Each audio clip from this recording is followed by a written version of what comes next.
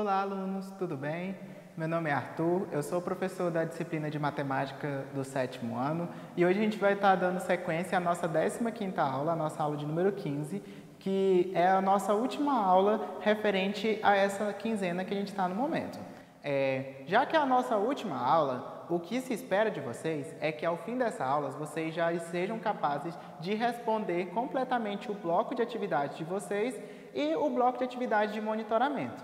Então, já é importante que vocês estejam fazendo esse material desde a primeira aula, lendo os conteúdos e tentando resolver, mas se a partir de hoje você ainda tem dúvidas, não deixe de entrar em contato com o seu professor, com a sua escola, não vamos deixar isso para depois. O momento é agora, a gente está tendo a oportunidade de estudar, a gente está tendo os recursos, então vamos fazer o nosso melhor, tá?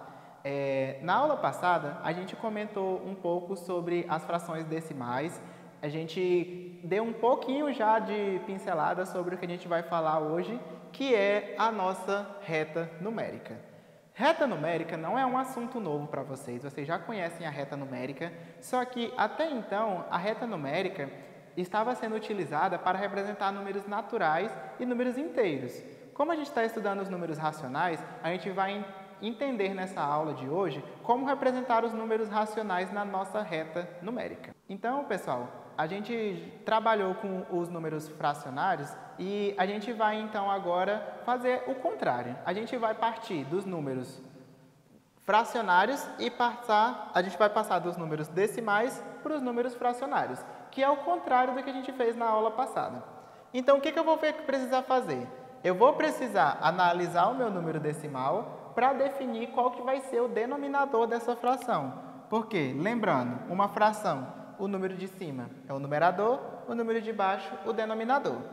O numerador é o número que eu tenho aqui, sem a vírgula. No caso, o 327. Só que esse 27 aqui, ele está na parte minha decimal. Por quê? O 2, ele está representando um décimo e o 7 está representando um centésimo. Então, eu tenho aqui um centésimo. Se eu tenho um centésimo, essa minha fração vai precisar ser dividida por 100. Praticamente, de forma prática, o que a gente vai fazer? A gente vai pegar e contar quantas unidades a gente tem depois da vírgula. No caso, a gente tem 1, 2, e a quantidade de zeros que vão aparecer no nosso denominador depois do número 1. Vamos fazer o outro aqui para ficar mais claro. 5,28. A gente tem 28 centésimos aqui. Então, os 528 aparece em cima, sem a vírgula, 2 casas depois da vírgula, ou por ser um centésimo, fica dividido por 100. A única diferença que esse exercício vai aparecer aqui para a gente é que ele pode ser simplificado. Como que eu sei que ele pode ser simplificado, professor? O número de cima é um número par e o número de baixo também é um número par. Como que eu simplifico, então? Para simplificar, eu posso dividir, por exemplo, tanto o numerador quanto o denominador por 2. 528 dividido por 2. 5 dividido por 2 dá 2. 2 vezes 2, 4. Vai 1, então. 12. 12 dividido por 2, 6. 8 dividido por 2, 4. 264.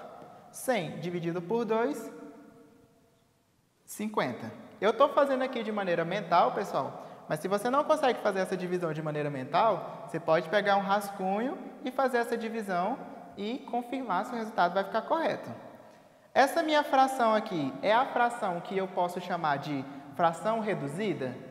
Não, ela é irredutível. Ela é simplesmente uma fração reduzida. Por quê? Eu ainda continuo no numerador e no denominador com números pares.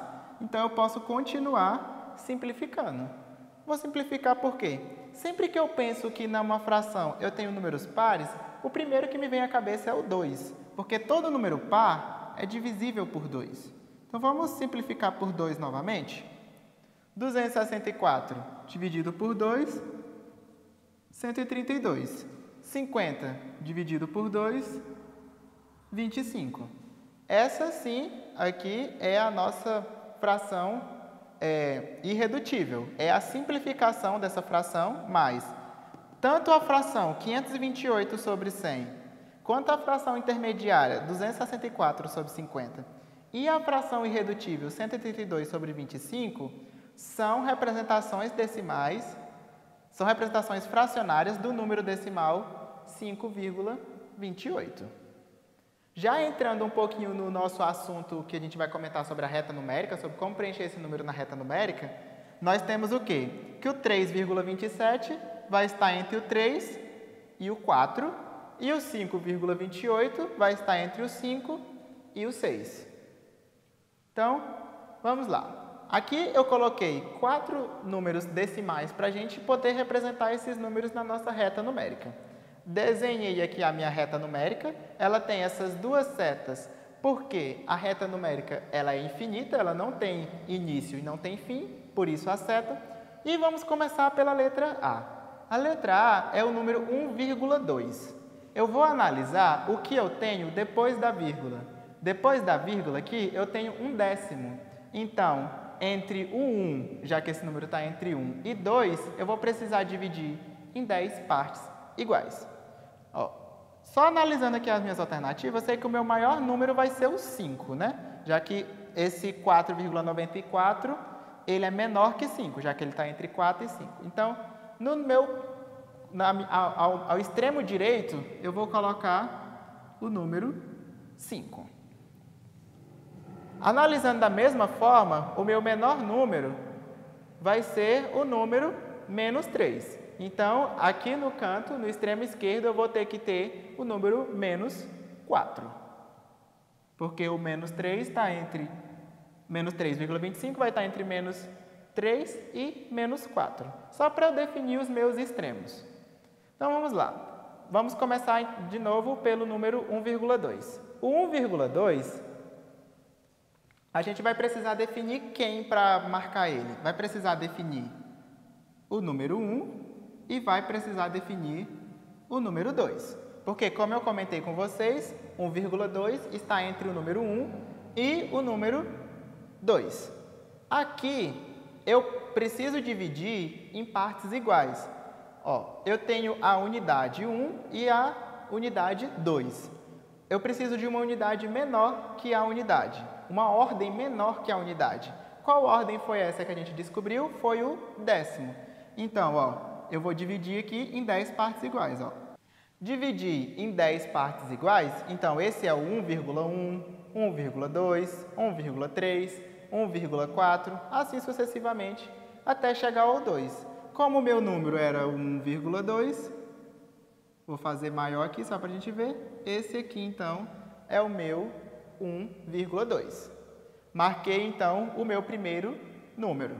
Você pode fazer os tracinhos aqui dividindo exatamente igual eu fiz, ou simplesmente marcar o 1,2 mais próximo ao 1, já que o 2 é mais próximo, o 0,2, que eu tenho 2 décimos aqui, é mais próximo do 1 do que do 2, que você vai ficar aqui representado na sua reta numérica.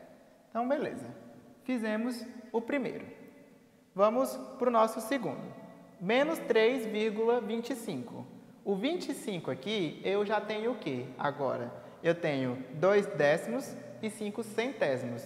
Então, eu vou estar trabalhando entre números que estão não mais igual ao primeiro, que era entre décimos, entre 1 e 2, mas sim entre 3,2 e 3,3. Então, antes do menos 4, eu tenho o menos 3 e depois do menos 3, eu tenho o menos 2. Só terminando de preencher o menos 1 e o 0. Onde que vai estar o 3,25? Vai estar à esquerda do menos 3, porque ele está entre menos 3 e menos 4. Eu já posso marcar aqui, então, o meu número menos 3,2, por exemplo. Só que eu passei do meu décimo, eu fui para o meu centésimo. Se eu fui para o meu centésimo, então esse número vai ter que estar entre menos 3,2 e menos 3,3. Por quê? Eu vou agora pegar uma ordem menor do que o décimo. Que ordem é essa? O centésimo. Então, eu estou entre o menos 3,30 e o menos 3,20. Aqui eu tenho o menos 3,20, aqui o menos 3,30. O 5, então, vai ser exatamente a minha metade aqui. Então, aqui eu consigo marcar o menos 3,25. Novamente, o que eu preciso identificar? Que o menos 3,25 está entre menos 3 e menos 4 e que eu tenho entre o menos 3 e o menos 4, a ordem menor que vem em sequência é o meu décimo. Mas eu tenho uma unidade além do décimo, uma ordem além do décimo. Qual é? A do centésimo. Então, eu defino os décimos, no caso, o menos 3,20 e o menos 3,30, e esse número vai ter que estar entre o menos 3,20 e o menos 3,30. Ok? Ó, outro número que vai ficar um pouquinho mais visível isso é o nosso aqui 4,94. Por quê? Porque eu também tenho aqui centésimos. Então, fazendo um pouquinho até mais rápido para a gente observar. O 4,94, ele vai ter que estar entre o 4 e o 5. Entre o 4 e o 5, eu vou ter que identificar, por exemplo, aqui, o 4,9 e aqui eu tenho o 5.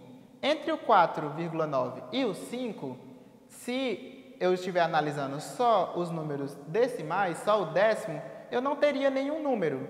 Mas o nosso número é 4,94. Então, entre o 4,9 e o 5, eu vou ter que utilizar outra ordem. Que ordem vai ser essa? Vai ser a do centésimo. Então, entre o 4,9 e o 5, eu vou acrescentar agora o meu centésimo. Então, agora eu tenho entre esse número aqui, não é mais o 4,9 somente, ele é o 4,90.